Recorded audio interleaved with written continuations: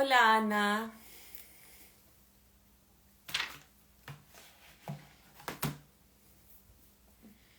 hola Gustavo, hola a todas, todos y todes quienes están conectando. Hoy día vamos a hablar sobre las normas de economía en la nueva propuesta constitucional. Así que va a ser un live muy entretenido.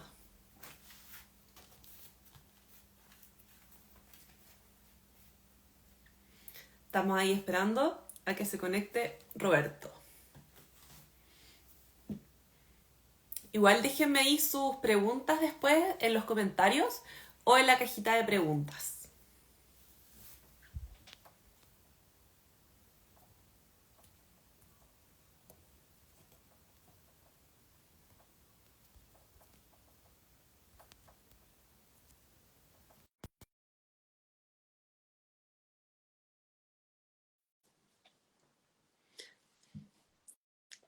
Roberto, ahí te mandé solicitud.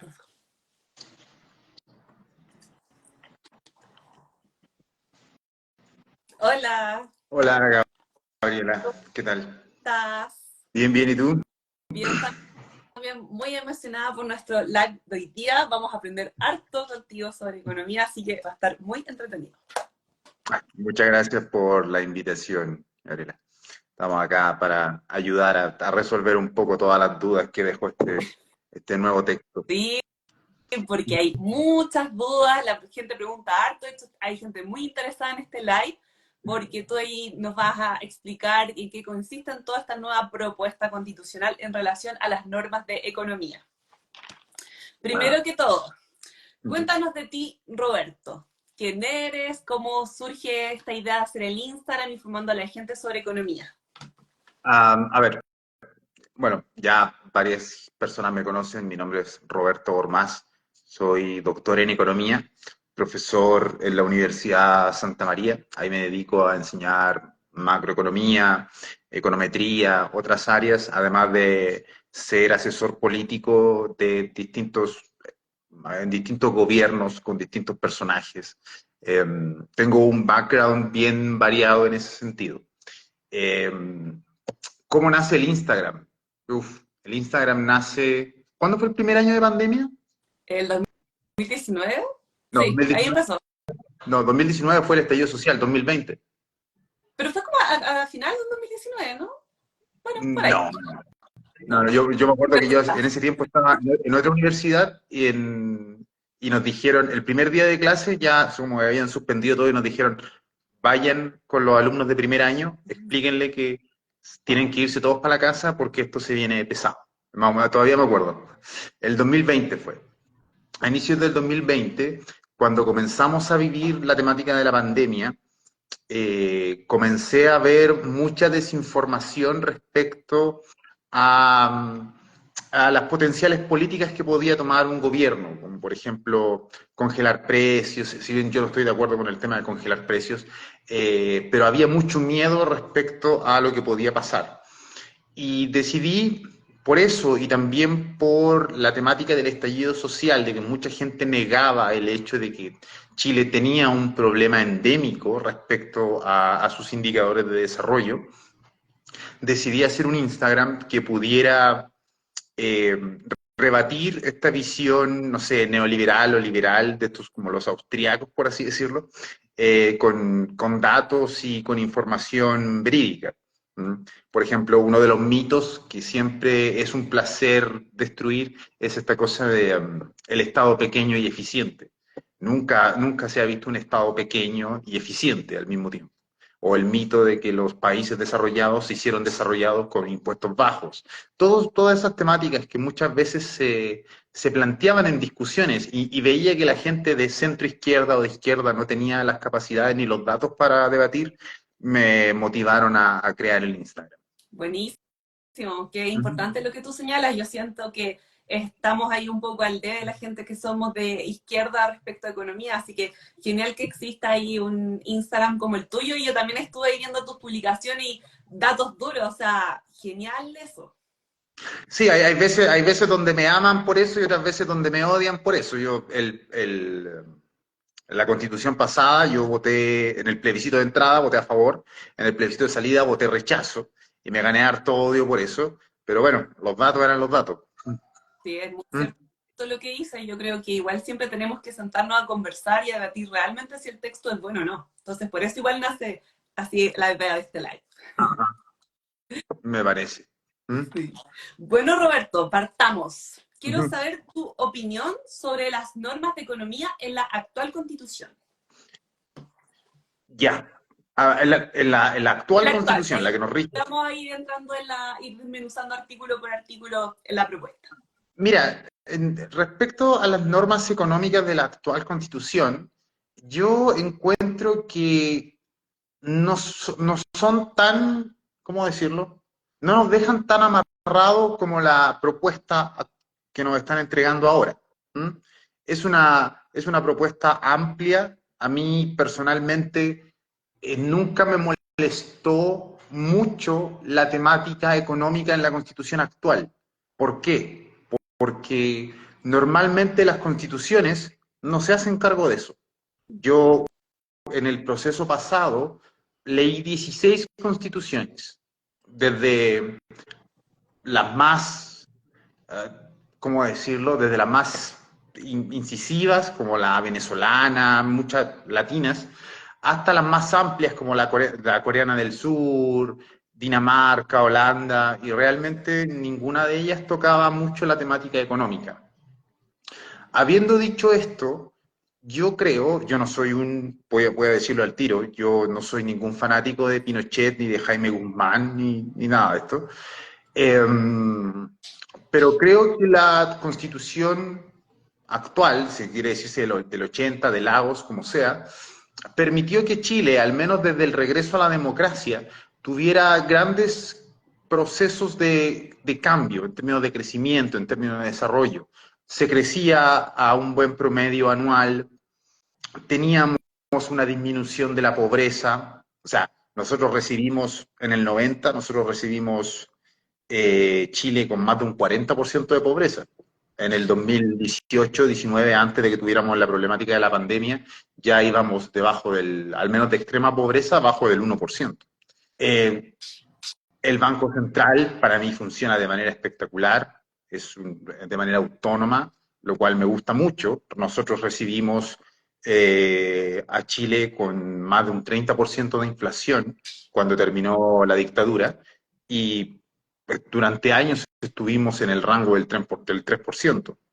Entonces, yo siempre he pensado que más allá de una constitución, lo que nos puede ayudar es hacer una base de presupuesto cero, que es una política que la única persona que la ha planteado en la historia, al menos desde la vuelta a la democracia, fue Ignacio Briones, y a quien nadie escuchó.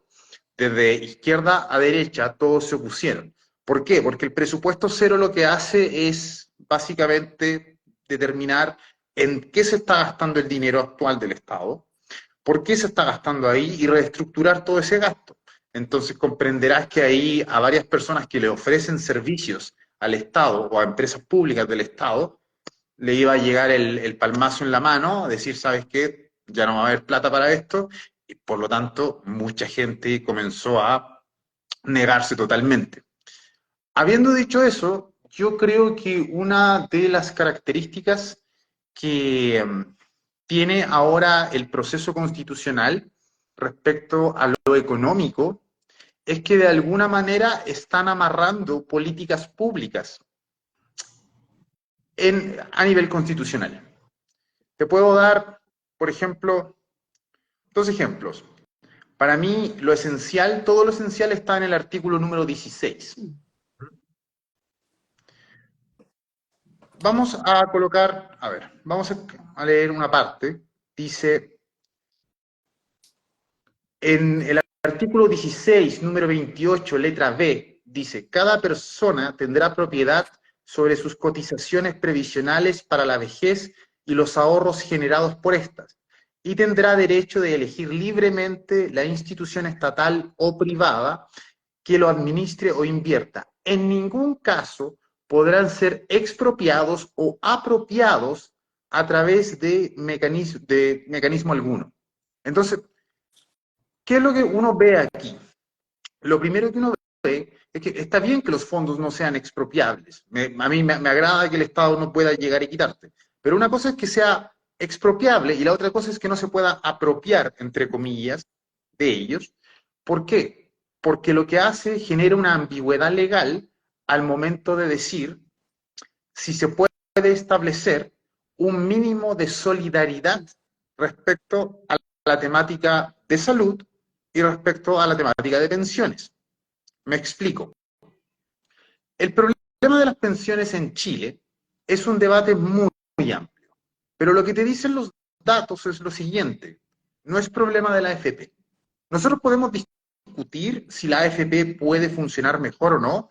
Yo hartas veces he planteado ideas sobre cómo puede ser mucho más competitiva y cómo puede, de alguna manera, eliminar ciertos pagos que no deberían existir, como lo que se entiende como la comisión fantasma. Sin embargo, la rentabilidad de las AFP es buena. 2 de cada 3 pesos son rentabilidad de la AFP. Eso es un hecho. Entonces, la problemática no es la AFP, sino que es las lagunas, los bajos salarios y principalmente la falta de pilares que sostienen la seguridad social. Entendiendo seguridad social también como salud, entre otros.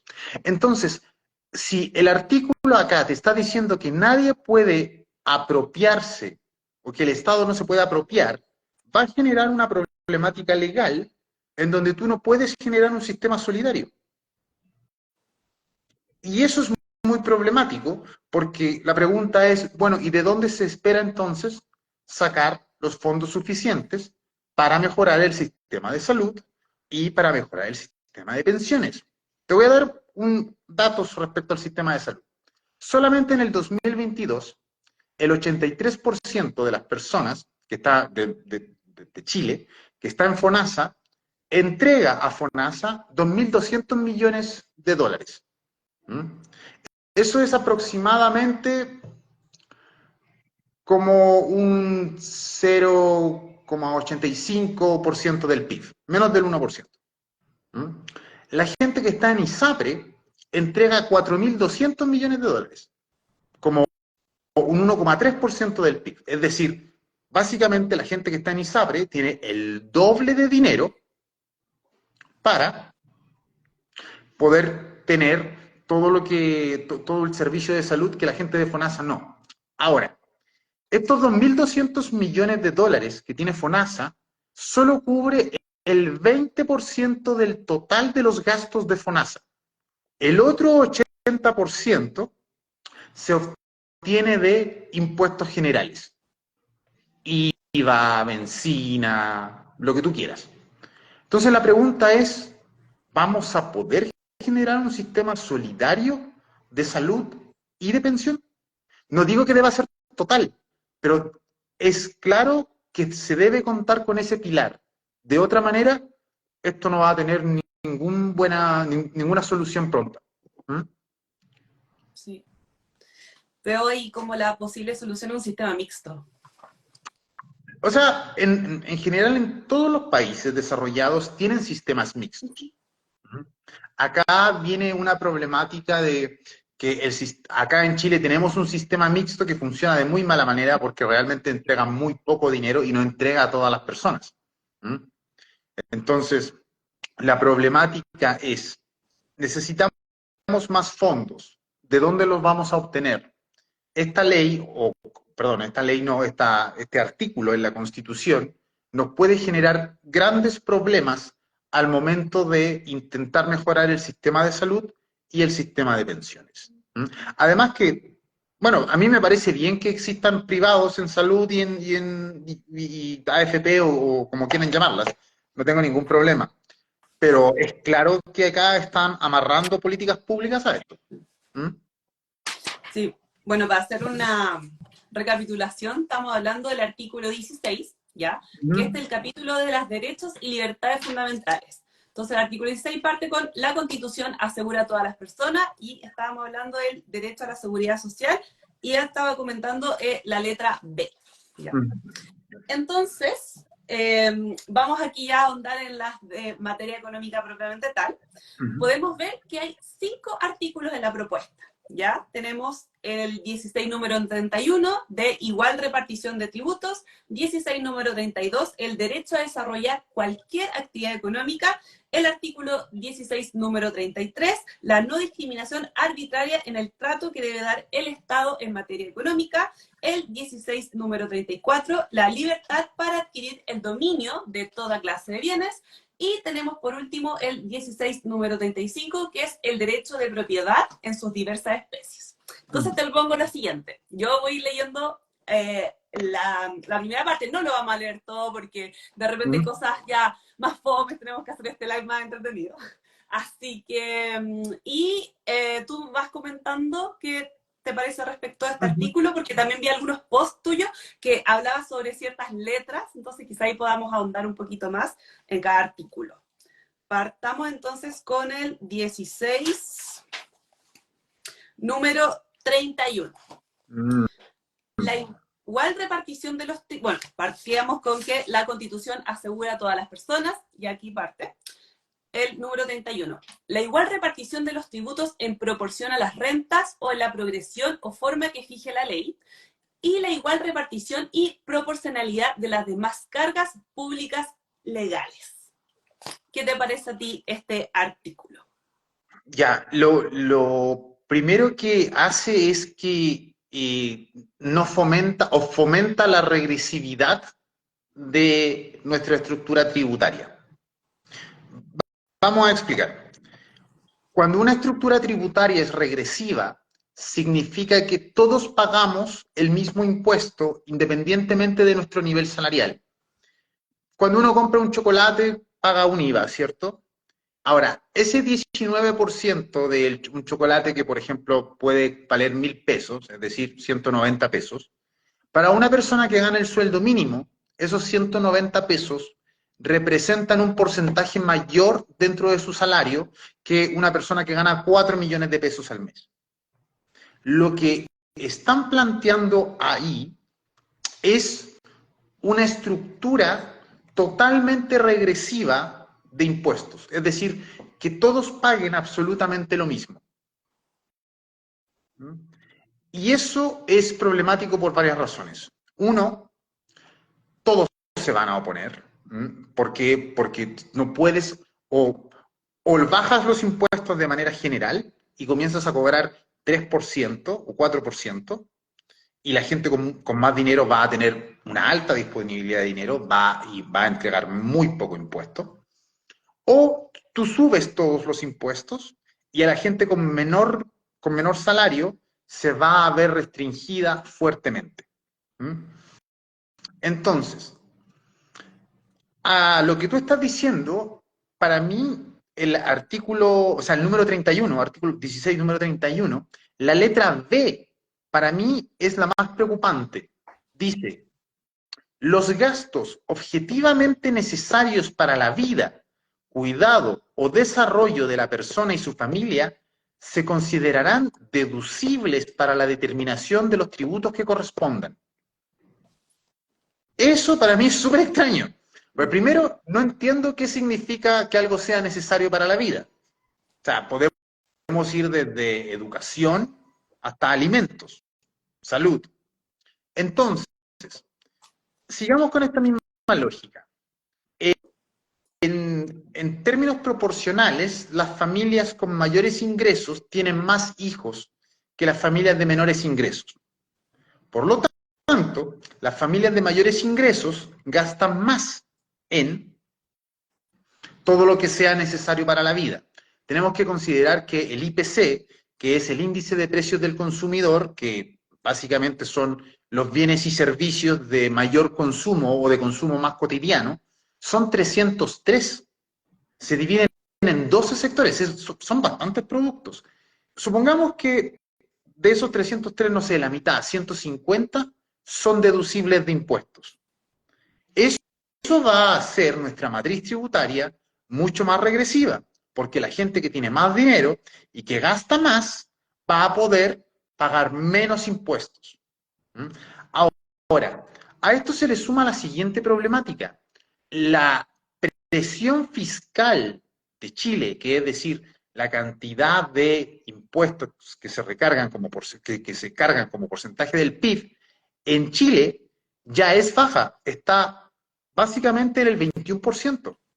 Los países de la OCDE en promedio están sobre el 30%. De los 35 países OCDE, Chile es el segundo que menos recauda después de México. Y con esa poca recaudación que nosotros tenemos, ya tenemos problemas para financiar pensiones, tenemos problemas para financiar salud, tenemos problemas para financiar educación.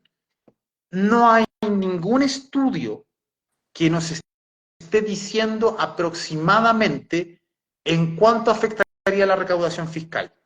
Ninguno. Y yo creo que eso es una irresponsabilidad muy grande por parte del Partido Republicano, básicamente, que está expresando esto. ¿Mm? Qué importante lo que tú mencionas sobre la ambigüedad de los conceptos, como qué se considera necesario para la vida.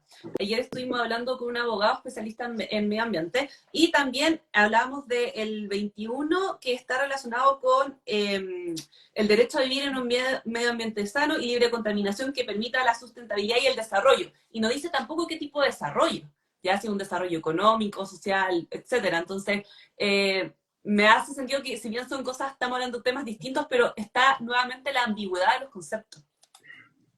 Claro, mira, y por ejemplo, yo ahí puedo colocar otra temática. En el artículo 16, en el número 29, el derecho a la vivienda adecuada, letra C. El inmueble destinado a la vivienda principal del propietario, sea que la habite solo o con su familia, en su caso, estará exento de toda contribución e impuesto territorial. Ahora, veamos esto. Sé que a mucha gente le molesta el concepto de la contribución, porque es cierto que es un impuesto complejo, ¿m? Porque de alguna manera no incentiva la compra de viviendas propias, ¿ya? Pero veamos los datos. Los que pagan impuestos, los que pagan este impuesto, están en Pitacura, Lo Barnechea, Las Condes, Providencia, Ñuñoa, La Reina, posteriormente después viene Concón Reñaca, y de ahí para de contar. Todos estos, entre Concón, Reñaca, todas las comunas que dije, pagan sobre el 90% de las casas pagan contribuciones. Es decir, el 10% más rico de Chile paga contribuciones. El resto no paga. ¿Mm? Es más, pagamos menos que el promedio OCDE. Chile paga, como porcentaje del PIB, un 0,7% en contribuciones, cuando el promedio de la OCDE va normalmente en un 1%. Estados Unidos, país liberal que mucha gente pone como ejemplo de liberalismo, paga 2,8%. Reino Unido, 2,4%. Francia, 2%. Canadá es el más alto a nivel mundial, 3%. ¿Mm? Entonces, lo que estamos haciendo es, uno, quitar un impuesto que es progresivo, que lo pagan muy pocas personas, y lo paga gente que puede pagarlo. Y además, que funciona como fondo común para que los municipios más pobres tengan ciertos fondos que pueden utilizar en plazas, que pueden llevar a las corporaciones municipales, incluso para mejorar ciertos establecimientos educacionales, en los cuales ya tenemos problemas. Les recuerdo que los colegios de menor presencialidad durante la pandemia fueron los que más bajaron en puntajes. En el cuarto básico, 11 puntos, y en los segundos medios, 8 puntos. Y todos son colegios públicos. Entonces, estás cortando una herramienta a los lugares más necesitados. Te voy a dar un ejemplo muy personal. Yo estudié en un colegio muy, muy precario, toda mi enseñanza básica. Se llama República Argentina, queda allá en Valparaíso.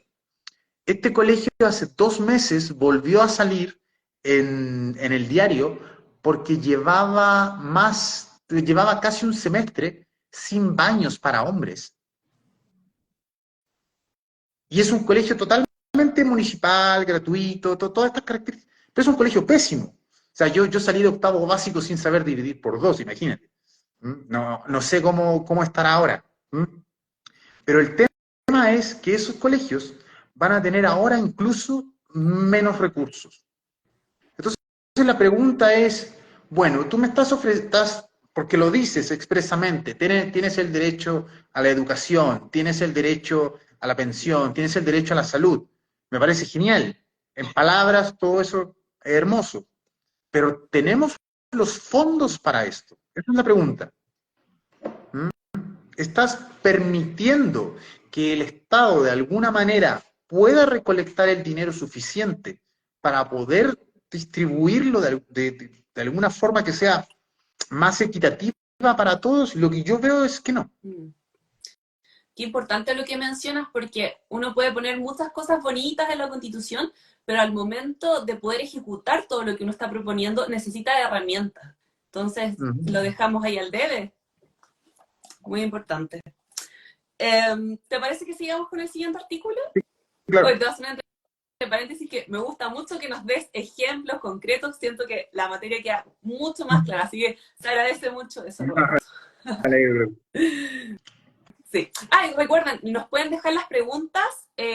Ahí en el sticker tiene como una preguntita, ahí como hacia abajo, y ahí yo después las voy a leer. Ahora se nos viene el derecho a desarrollar cualquier actividad económica. Ese es el 16, número 32. El derecho a desarrollar cualquier actividad económica que no sea contraria a la salud pública, al orden público o a la seguridad de la nación, respetando las normas legales que la regulen. ¿Qué opinas tú de este artículo? A ver, el derecho a desarrollar cualquier actividad económica que no sea contraria a la salud pública, el orden público o la seguridad de la nación, respetando las normas legales que la regulen.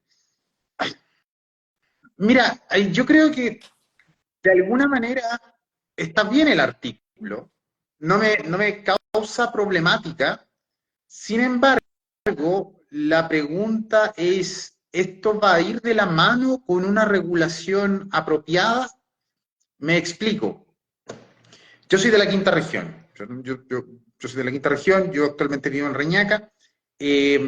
Nosotros teníamos el problema de la sucursal de Ventana, en Quintero, que fue declarado una zona de sacrificio.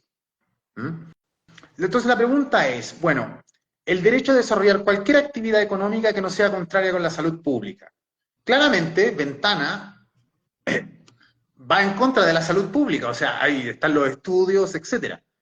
La pregunta es, este artículo, cuando ya pasemos a la bajada, ¿vamos a tener una estructura legal medioambiental que cuando diga se va a colocar una empresa que, no sé, una empresa minera, una empresa que produzca X cosa, vamos a tener los incentivos, tanto legales como tributarios, para que esta sea una empresa con la mayor producción limpia que podamos tener? ¿Cuáles son las características que nos plantea esto? Y eso es lo que no veo. Por ejemplo, una ley de quórum, dice en la letra A, una ley de quórum calificado podrá autorizar al Estado y sus organismos para desarrollar actividades empresariales y participar en ellas. Estas actividades estarán sometidas a la legislación común aplicable a los particulares, sin prejuicio de las excepciones por motivos justificados que dicha ley establezca. Entonces, hasta ahí todo bien, pero no habla, no coloca un marco de características que se podían implementar. Mira, hay el Banco Internacional de Suiza. Pero antes de que cambies de tema, que me gustaría complementar tu respuesta, porque justo ayer hablamos en un live de medio ambiente, y aquí me doy cuenta que el medio ambiente con la parte económica está muy relacionado, porque en el artículo 213 habla del tema de los los sistemas de evaluación ambiental. Y estábamos haciendo un análisis con Felipe Moreno de que nos permite este nuevo artículo que el sistema de evaluación ambiental sea mucho más flexible de lo que ya uno es. Uno como activista igual medioambiental, de repente tenemos nuestras ahí consideraciones con el sistema y ya este artículo 213 número 2 lo pone mucho más laxo. O sea, imagínate, ya si la Constitución es permisiva, aún más permisiva y lo permite este nuevo texto constitucional. Acá en Chile tenemos varios problemas respecto a lo que es la inversión. Mira, mi tesis doctoral relaciona los desastres naturales con los impactos económicos, entonces yo leo harto sobre temas de medio ambiente. A mí en Chile a mí me pasa lo siguiente: nosotros necesitamos una estructura medioambiental más fuerte, pero después de que se establece esa estructura medioambiental, tiene que permitirse que el mercado pueda trabajar. Te voy a dar un ejemplo. Para construir en Chile un edificio, tú necesitas más de 300 permisos a más de 50 entidades distintas. ¿Mm? Un edificio de casas, o sea, para habitacional. Cuando las estadísticas del gobierno te dicen que tienes un déficit de 600.000 viviendas y para poder generar un edificio te demoras más de un año con ya los créditos pedidos, eso fomenta que la inversión disminuya a tal punto que las tasas de interés se vuelven mucho más altas e imposibles de adquirir para las personas. Entonces, ahí tienes un problema brutal en ese aspecto. ¿Mm? Considerando todavía que debemos incrementar la rigidez del sistema medioambiental. Ahora, volviendo a la temática constitucional, a mí me extrañó mucho que no viéramos ningún tipo de innovación respecto al Banco Central y medio ambiente. El Banco Internacional de Suiza, en el año 2019, escribió un libro que se llama El Cisne Verde. ¿Por qué el cisne verde? Nosotros le llamamos cisne negro en economía a cuando sucede un evento que nadie previó. Siempre nos dicen a los economistas que al final nunca le achuntamos a nada. Bueno, es cierto, en gran parte es cierto, nunca le achuntamos a nada. Pero ¿cómo se llama? El cisne negro fue como, por ejemplo, la crisis subprime. No sé cuántos años tienes tú, no sé si te acordáis de la crisis subprime.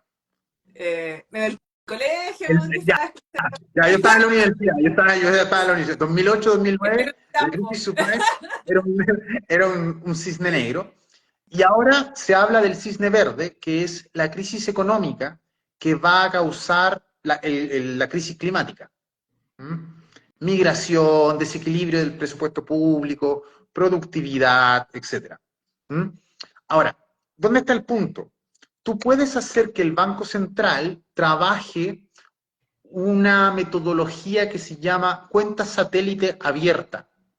Una cuenta satélite abierta es esto, me explico. Supongamos que vamos a construir una nueva minería de cobre, ¿cierto?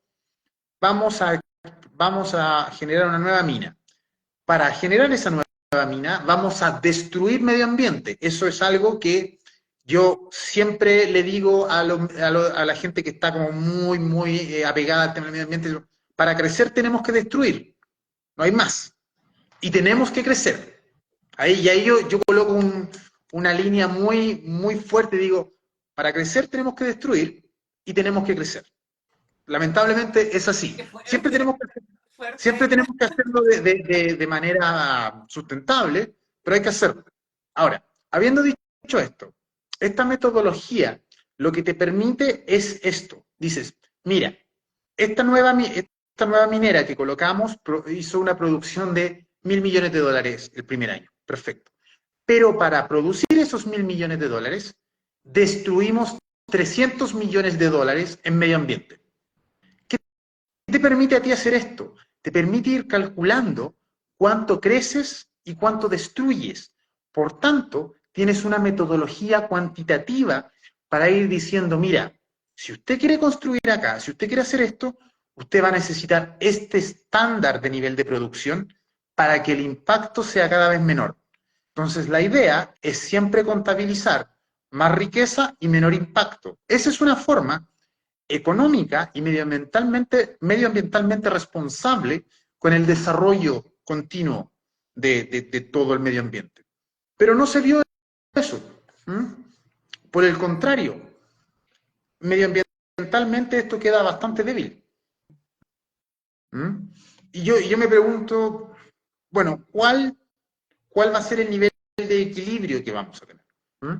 Sí, totalmente de acuerdo. De hecho, ahí para las personas que se perdieron el live de medio ambiente lo pueden ver acá, o sea, en mi feed, que al final después de hacer todo el análisis, notábamos que no estaba este concepto internacional ya zanjado de desarrollo sustentable. Intentaron en la creación como de desarrollo y sustentabilidad, dejarlo de forma separada, y que al final si uno analiza el capítulo del medio ambiente, que también está, hace mención en el primer capítulo y en el segundo, no protege nada a la naturaleza, siendo súper sincero, y solamente protege al final los intereses económicos. Entonces ahí para que después le echen ahí un vistazo.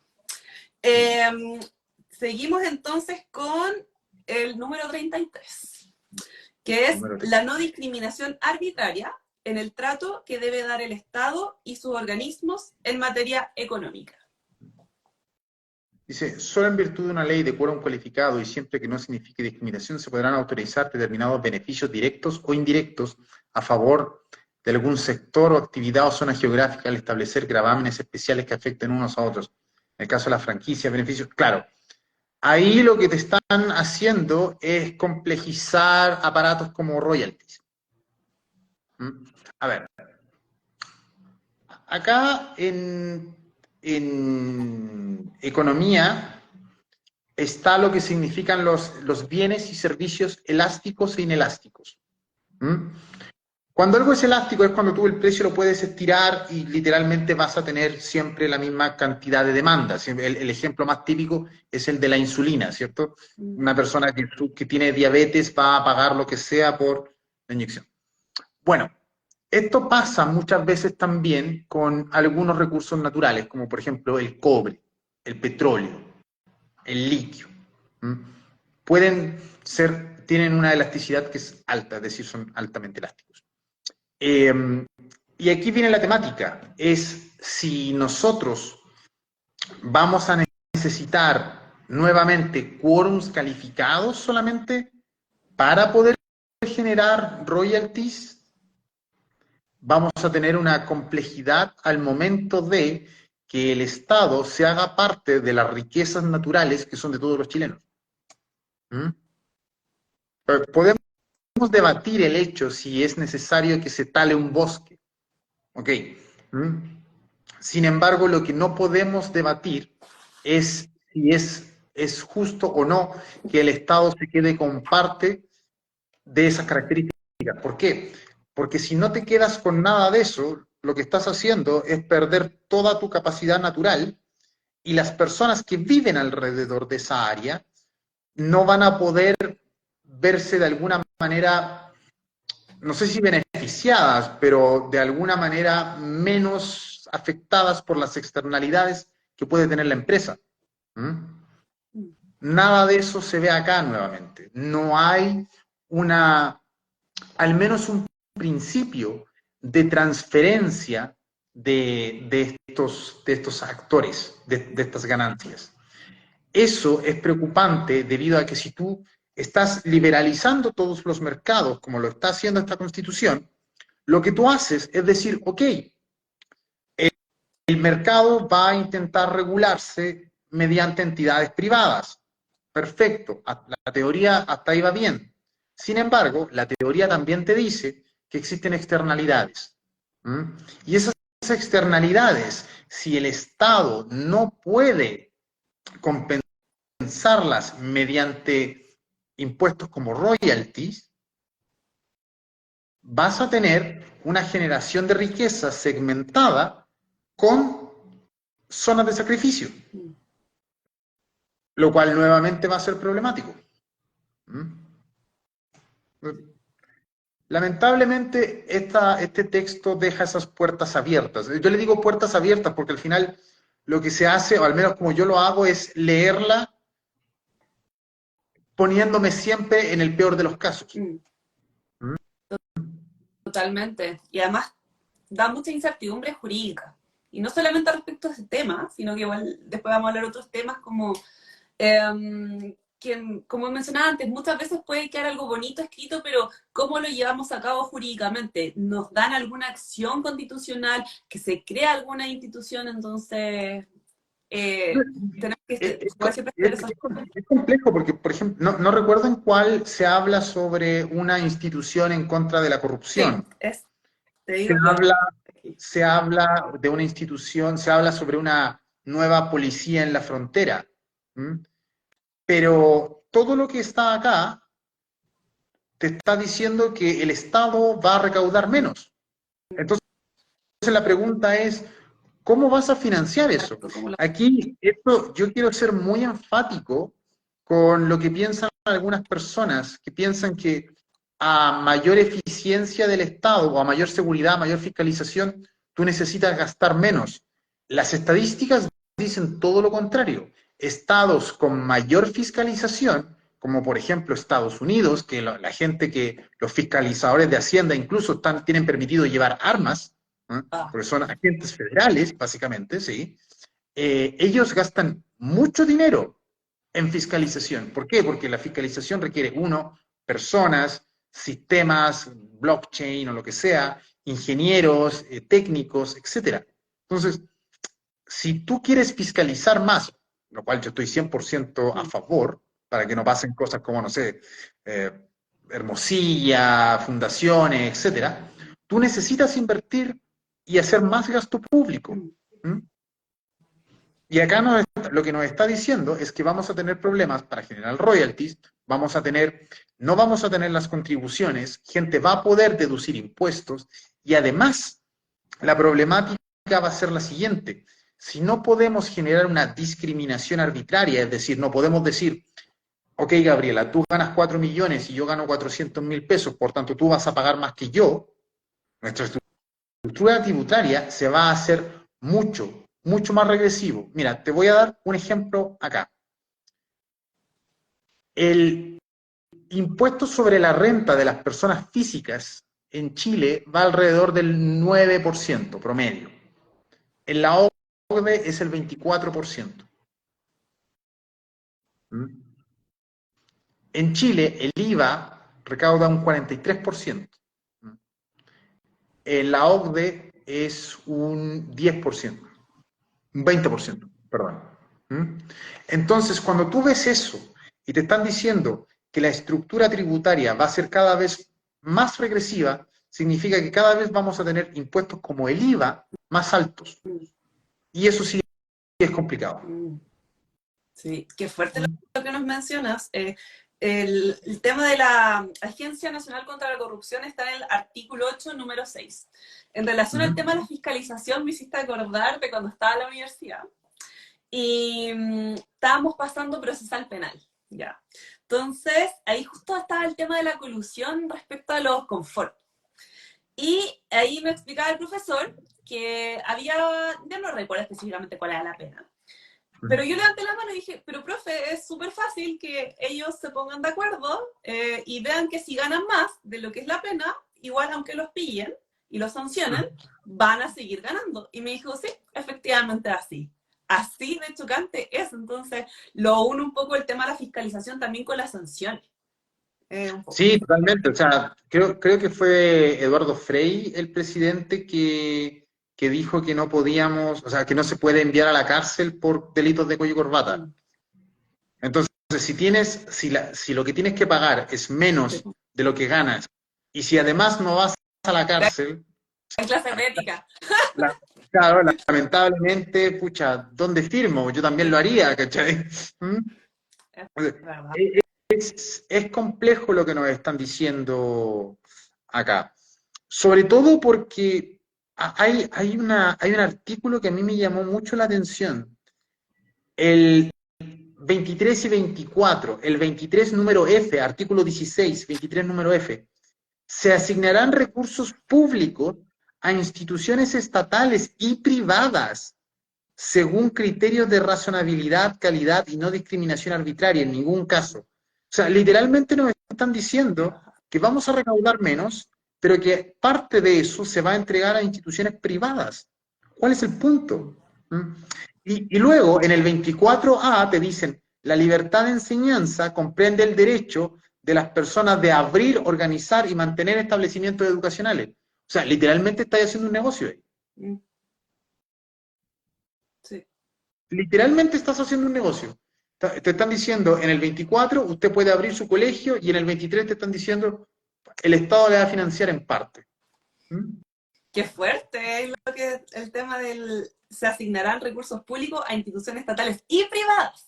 Y privadas. Clarito. Letra E, artículo 23. O sea, Artículo 23. 23. Sí. Qué fuerte. Sigamos con el 34. La libertad para adquirir el dominio de toda clase de bienes, excepto aquellos que la naturaleza ha hecho comunes a todas las personas o que deban permanecer a la nación toda y la ley lo declara así. ¿Sí? Ya, bueno, ahí en general yo creo que a mucha gente le molesta por la temática del agua, ¿cierto? La libertad para adquirir el dominio de toda clase de bienes, excepto aquellos que la naturaleza ha hecho comunes. A ver, yo voy a ser súper enfático con el tema del agua. Lamentablemente la temática del agua no la resuelves entregándosela al Estado. ¿Mm? Porque, a ver, en Chile tienes un problema que en economía llamamos dualismo económico. Dualismo económico es cuando tú tienes un sector, que en nuestro caso es la minería, que es de punta, de excelencia, competitivo a nivel mundial, con altos niveles de inversión, muchos salarios, y por el otro lado tienes una agricultura que parece como si no se hubiera movido desde el 1900.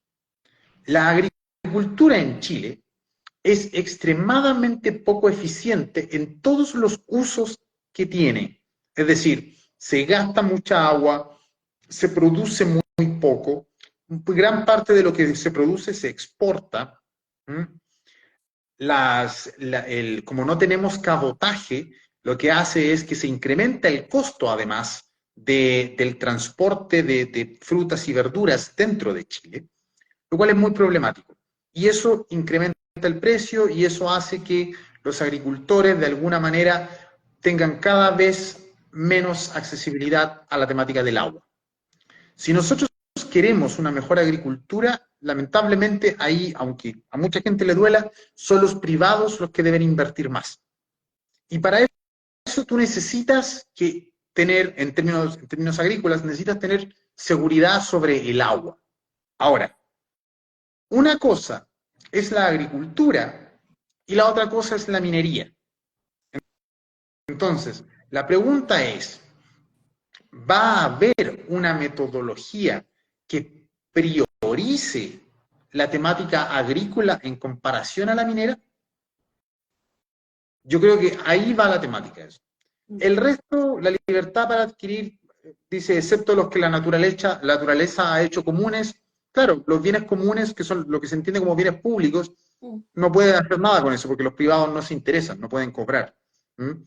El resto deja totalmente abierta la posibilidad de que pase cualquier cosa.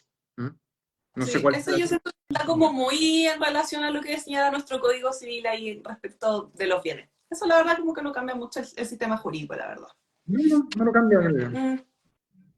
Bueno, y tenemos el último, que este es muy largo, Bueno. que es el derecho de propiedad en sus diversas especies sobre toda clase de bienes corporales e incorporales. Aquí como para mostrarle el artículo, es parte de aquí, tiene muchas letras, aquí y hasta acá. En ese sentido, se parece mucho a lo actual, porque el 1994 de la actual Constitución también es muy largo y muy detallado, a diferencia de otros derechos.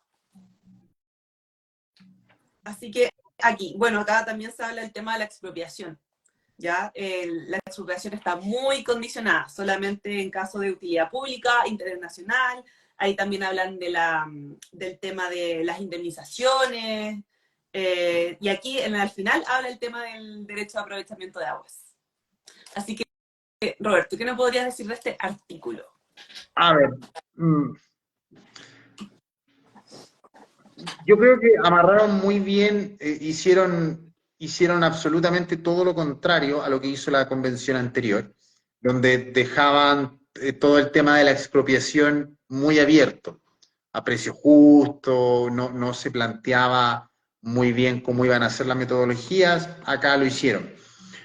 Para mí la problemática de la expropiación o del derecho privado, o sea, perdón, de la propiedad privada, me parece que está bien. Tú necesitas seguridad respecto a lo que es tuyo. Ahora, mi pregunta es la siguiente. ¿Va a existir una metodología para que cuando a alguien se le expropie algo para construir determinadas consecuencias, vamos a tener una metodología de distribución de eso? Déjame explicarte algo. Déjame darte un ejemplo. Supongamos que hay dos casas, una aquí, la otra acá. Y a esta casa dicen, ¿sabes qué? Te vamos a expropiar porque vamos a construir una carretera. Ahora, esa persona recibe un dinero, se va a otro lugar, perfecto. La persona que está acá no se le expropia su casa, sin embargo, su casa se ve afectada porque ahora, cuando antes tenía una vista maravillosa a, no sé, a las montañas, ahora ya no la tiene y va a pasar una carretera al frente de él. Esto, en algunas constituciones, como por ejemplo la holandesa o la alemana, tienen principios que se llaman principios de redistribución. Esta constitución no la tiene, no se hace cargo de quienes se ven afectados por estas expropiaciones, que era una temática que el profesor Oscar Landerreche en el libro Siete Nudos la planteó la vez anterior, y acá nuevamente es carente.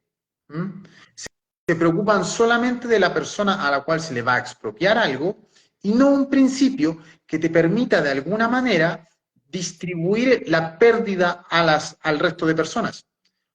¿Cómo? ¿Cómo puede hacerse? No sé, disminución en el gasto del agua, gastos de luz, lo que sea. Pero necesitas ese tipo de principios. ¿Por qué? Porque si no, terceros, se ven perjudicados en términos de su riqueza personal. Y yo creo que eso es un problema que tenemos ahí. Sí, tienes toda la razón. ¿Mm?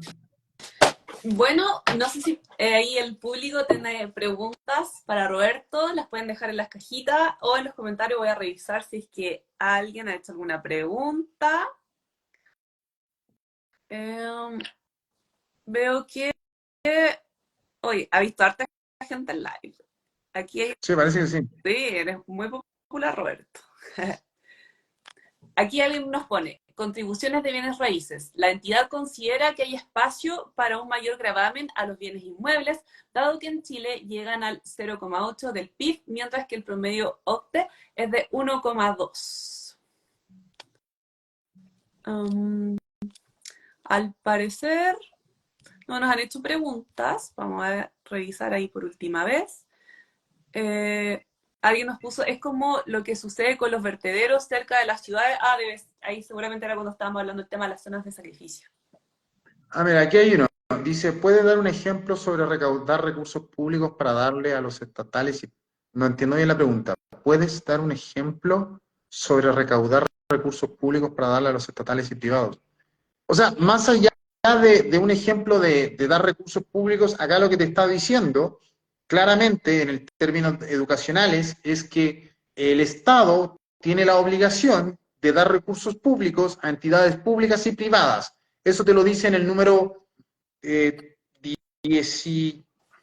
eso te lo dice en el artículo 16, número 23. Y luego, en el número 24, te dice que tú puedes crear tu propio colegio.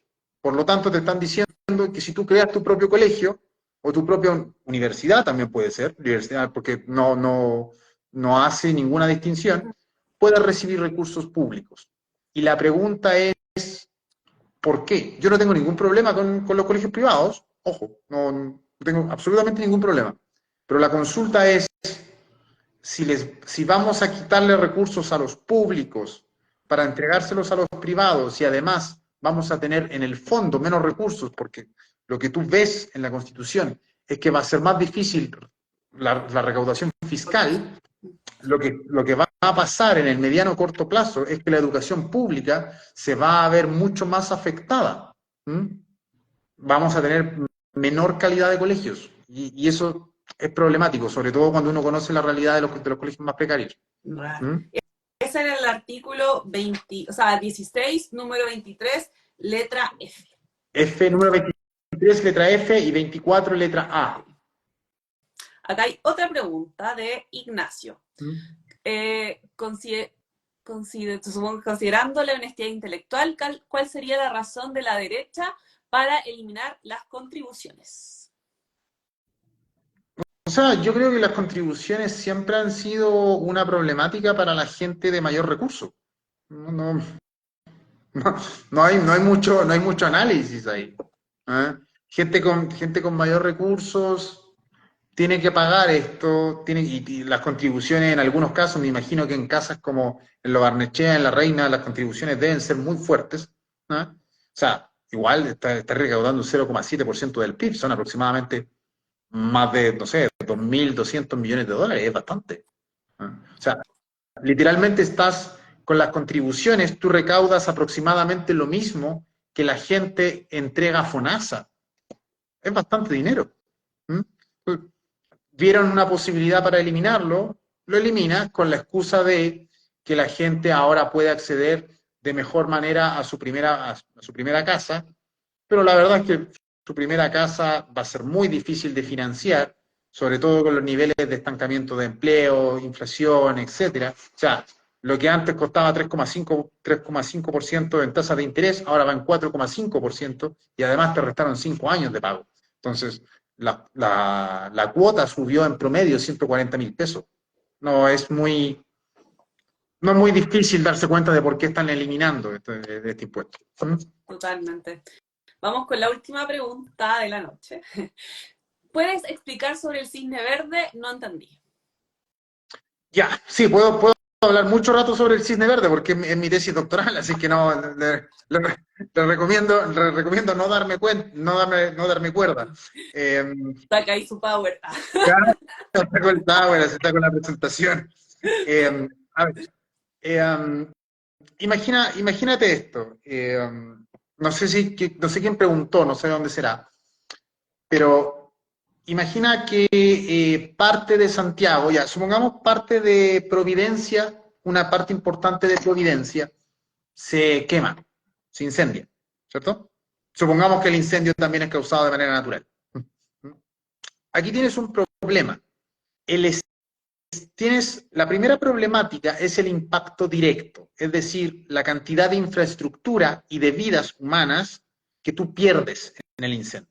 Supongamos que tienes un edificio en donde, no sé, supongamos que tienes un mall. ¿Mm? En ese mall son, no sé, 5 pisos, se quema, te costó construir el mall 100 millones de dólares, tú pierdes 100 millones de dólares. Pero en el mall habían restaurantes, habían negocios, etc. Luego se entiende eso como un impacto indirecto. El impacto indirecto es cuántas pymes o cuántas empresas se ven afectadas por no poder trabajar en un determinado periodo de tiempo. Cuánta gente queda sin empleo durante un determinado periodo de tiempo. Cuántas familias caen bajo la línea de la pobreza bajo un determinado periodo de tiempo. ¿Cuánto le cuesta al Estado una política pública que genere la reactivación económica de esto? ¿Mm? ¿Por qué? Porque actualmente se quema cualquier parte de Chile y el Estado no tiene la menor idea de cuánto cuesta eso. No la tiene, lo sé porque los veo, los vi, no, aquí nadie me va a decir Marcela ha hecho esto, Boric ha hecho esto, no, nadie ha hecho nada. Nadie ha hecho absolutamente nada respecto a esto. Se quema un campo, se quema cualquier parte y nadie sabe cuánto cuesta. Es más, envían gente a los 2 días a hacer un censo, a preguntarle a la gente que se le quemó todo, oiga, bueno, cuénteme qué era lo que tenían para más o menos poder hacer un cálculo. Así se hace. Entonces, el cisne verde se enfoca exclusivamente en todas estas pérdidas de productividad, desequilibrios fiscales, etcétera, que van a pasar debido al cambio climático. Déjame darte otro ejemplo que puede ser incluso más claro. En la pandemia, debido a que tuvimos una disminución de producción porque no todos podían trabajar, se exportó menos cobre. Que se exportara menos cobre causó una desaceleración en la producción de autos, lo cual causó que los autos usados incrementaran su precio. Pero además causó que nuevos autos no vinieran con la misma tecnología. Si tú compras un auto del 2021, no vienen con los tableros totalmente electrónicos que deberían tener, pero no se pudo porque no tenían cobre suficiente para hacer chips. Toda esa problemática es la que habla el Cisne Verde y expresa básicamente cómo los países realmente no están preparados para enfrentar los problemas económicos, productivos, sociales del cambio climático. Oh, está muy interesante. ¿Dónde podemos ahí leer tu tesis doctoral? Mi tesis doctoral, bueno, están los papers, así que pueden hacerlo y bueno, yo puedo hacer una presentación ahí cuando quieran sobre cómo se mide el riesgo, la vulnerabilidad de las ciudades, y cómo tú puedes ir calculando básicamente estos impactos en el corto, mediano, largo plazo. La verdad es que Chile está en una posición extremadamente vulnerable frente al cambio climático, extremadamente vulnerable. Yo sé que muchos de nosotros, tú eres de Santiago, Exacto. de Santiago, yo de la quinta región, literalmente no lo vemos mucho, pero en las zonas agrícolas la vulnerabilidad frente al cambio climático es brutal. ¿Mm? Sobre todo las personas que viven de la agricultura, porque con los incendios e inundaciones, tú no solamente pierdes tu productividad en el momento, sino que el suelo pierde su capacidad productiva, lo cual te obliga a migrar. Y eso es una problemática son preguntas que el Estado ni siquiera se está haciendo en este momento. Sí, me dejas con muchas preguntas, cosa que me gusta, porque a mí me gusta mucho el derecho ambiental. De hecho, me quiero especializar en esto. Y me doy cuenta con todo lo que tú nos cuentas que está muy relacionado con economía. Así que también ahí me voy a poner a estudiar respecto a economía. Bueno, Roberto, ya para ir finalizando el live, te quiero dejar ahí abierto el micrófono para que nos digas tus conclusiones y las palabras finales. Bueno, más allá de conclusiones, simplemente llamar a la gente a leer el texto, a hacer un análisis interno, si es que esto es lo que ustedes desean para Chile o no. ¿Mm?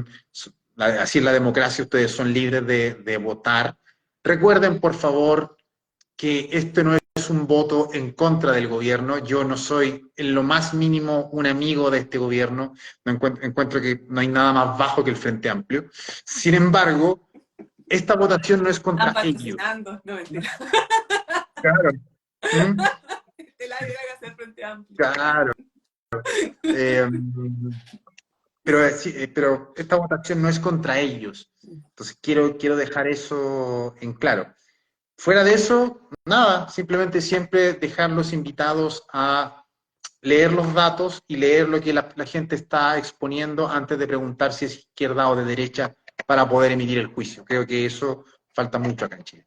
¿Mm? Y qué bueno la reflexión que nos deja. Siento que lo mismo que tú, en general en el proceso pasado y en este la gente ha leído poco el texto y cuando uno tiene que llegar a las conclusiones tiene que ser por razones, como dices tú, con el tema de datos, científicas, jurídicas, filosóficas, etcétera, y preguntarnos el por qué dice esta palabra, por qué incluso hasta esta coma acá, como que todo cambia el sentido. Entonces, la invitación siempre es a leer y a sacar las propias conclusiones de las personas.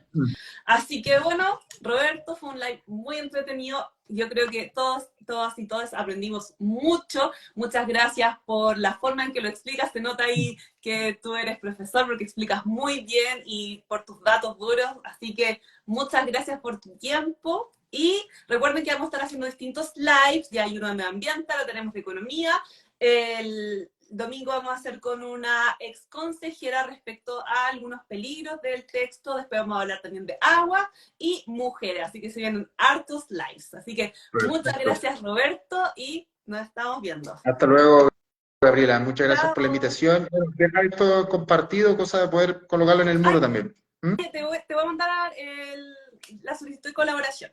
Ujú. Exacto. Hasta Súper. luego. Muchas Gracias, gracias. Bien. chao.